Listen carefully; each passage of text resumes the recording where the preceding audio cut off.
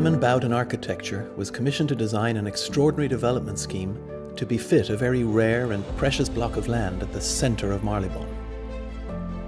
The scheme will reflect the best of old world Georgian architectural detail while employing the finest in modern conveniences with livability at the forefront. One of the key characteristics of this site, which you don't get in London, is that the site actually forms an entire city block. And in this part of London, that opportunity just doesn't come along very often at all. The width of the site offers us the opportunity to create a fantastic courtyard right into the middle of the building, which means that all of the apartments that are arranged around the outside of the building basically have dual aspects. So they can have windows looking out onto the street, but they can also have windows looking onto a fantastic private courtyard.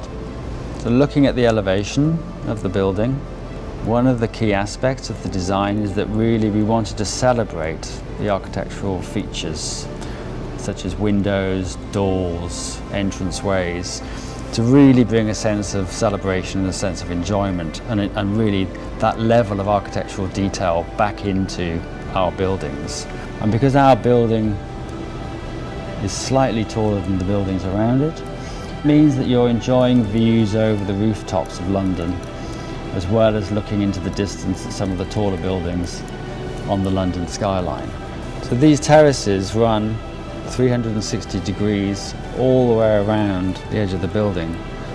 So for the apartments on these levels, no matter which side of the building that they're on, they're really getting fantastic views across London, north, south, east and west. And the balustrade to those verandas is another key feature of the design, because it's made from cast aluminium, bespoke cast aluminium balustrade, made in a foundry just outside London. So it's all made by local craftsmen.